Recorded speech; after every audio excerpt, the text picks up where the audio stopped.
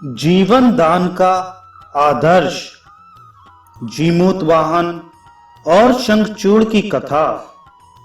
रुद्र किंकर वैताल ने राजा विक्रमादित्य से कहा, महाराज, कान्यकुब्ज में दानशील, सत्यवादी एवं देवी पूजन में तत्पर एक ब्राह्मण रहता था। वह प्रतिग्रह से प्राप्त द्रव्य का दान कर देता था। एक बार शारदीय नवदुर्गा का व्रत आया। उसे दान में कुछ भी द्रव्य प्राप्त नहीं हो सका। अतः वह बहुत चिंतित हो गया। सोचने लगा, कौन सा उपाय करूं जिससे मुझे द्रव्य की प्राप्ति हो। मैंने दुर्गा पूजा में कन्याओं को निमंत्रित किया है, अब उन्हें कैसे भोजन कराऊंगा। वह इसी चिंता में निमग्न हो रहा था कि देवी की कृपा से उसे अनायास 5 मुद्राएं प्राप्त हो गईं और उसी से उसने व्रत संपन्न किया। उसने 9 दिनों तक निराहार व्रत किया था। उस व्रत के प्रभाव से मरकर उसने देव स्वरूप को प्राप्त किया। फलतः वह विद्याधरों का स्वामी जीमूत केतु हुआ। वह हिमालय पर्वत के रम्य स्थान में रहता था। वहां वह भक्ति पूर्वक कल्प वृक्ष की पूजा भी करता था। उस वृक्ष के प्रभाव से उसे सभी कलाओं में कुशल जीमूतवाहन नाम का एक पुत्र प्राप्त हुआ।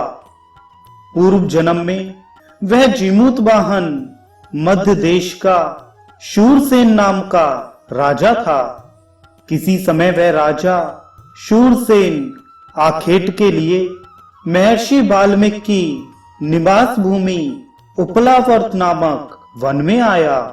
वहां चैत्र शुक्ला नवमी को उसने विधिवत राम जन्म का श्री राम नवमी उत्सव किया। उसने महर्षि वाल्मीकि की कुटी में रात्रि जागरण भी किया। राममयी गाथा के श्रवणजन्य पुण्य के प्रभाव से वह शूरसेन राजा ही जीमूत केतु के पुत्र रूप में जीमूतवाहन नामक विद्याधर हुआ।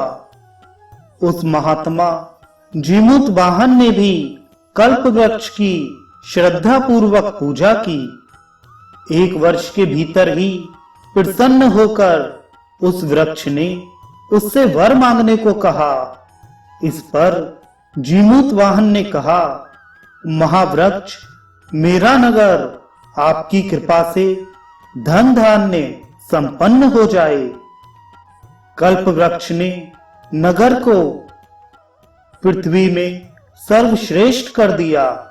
वहां कोई भी ऐसा नहीं था जो कल्प वृक्ष के प्रभाव से राजा के समान ना हो गया हो। अनंतर वे पिता और पुत्र दोनों तपस्या के लिए वन में चले गए और अतिशय रमणीय मलयाचल पर कठोर तपस्या करने लगे। राजन, एक दिन राजा मलयध्वज की पुत्री कमलाक्षी शिव की पूजा के लिए अपनी सखियों के साथ शिव मंदिर में आई। उसी समय जीमूतवाहन भी पूजा के लिए मंदिर में पहुंचा। सभी अलंकारों से अलंकृत दिव्य राजकन्या को देखकर उसे प्राप्त करने की इच्छा जीमूतवाहन को जागृत हुई तथा इसके लिए उसने प्रार्थना भी की। अंत में कन्या के पिता मलयध्वज ने जीमूतवाहन से उसका विवाह करा दिया। राजा मलयध्वज का पुत्र विश्वावसु एक दिन अपने बहनोई जीमूतवाहन के साथ गंधमादन पर्वत पर गया। वहां उसने नर नारायण को प्रणाम किया। उसी शिखर पर भगवान विष्णु का वाहन गरुण आया। उस समय शंखचूड़ नाग की माता जहां जीमूतवाहन था वहां विलाप करने लगे। स्त्री के करुण क्रंदन को सुनकर दीन वत्सल जीमूत वाहन दुखी होकर शीघ्र ही वहां पहुंचा। वृद्धा को आश्वासन देकर उसने पूछा, तुम क्यों रो रही हो? तुम्हें क्या कष्ट है?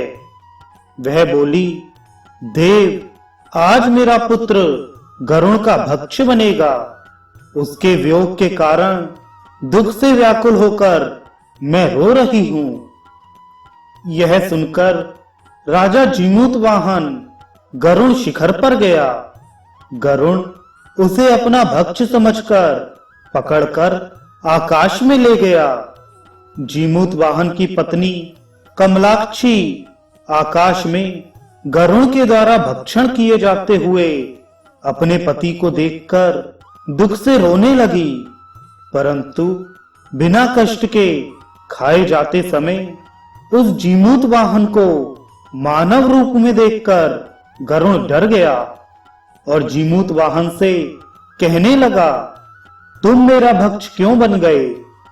इस पर उसने कहा, शंखचूड़ नाग की माता बड़ी दुखी थी। उसके पुत्र की रक्षा के लिए मैं तुम्हारे पास आया।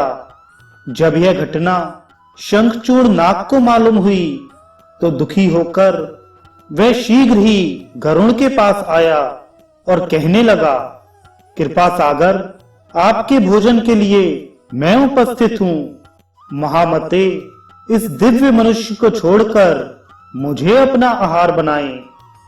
जीमूत वाहन की महानता और परोपकार की भावना देखकर गरुण अत्यंत प्रसन्न हो गया और उसने विद्याधर जीमूत वाहन को 3 वर दिए। अब मैं आगे से कभी शंखचूड़ के वंशजों को नहीं खाऊंगा। श्रेष्ठ जीमूत वाहन, तुम विद्याधरों की नगरी में श्रेष्ठ राज्य प्राप्त करोगे और 1 लाख वर्ष तक आनंद का उपभोग कर वैकुंठ प्राप्त करोगे। इतना कहकर गरुण अंतर्हित हो गया और जीमूत वाहन ने पिता से राज्य प्राप्त किया तथा अपनी पत्नी कमलाक्षी के साथ राज्य सुख भोग कर अंत में वह वैकुंठ लोक को चला गया। वैताल ने राजा से पूछा, भूपते, अब आप बताइए कि शंखचूड़ तथा जीमूत वाहन, इन दोनों में किसको महान फल प्राप्त हुआ और दोनों में कौन अधिक साहसी है? राजा बोला, वैताल, शंखचूड़ को ही महान फल प्राप्त हुआ, क्योंकि उपकार करना तो राजा का स्वभाव ही होता है।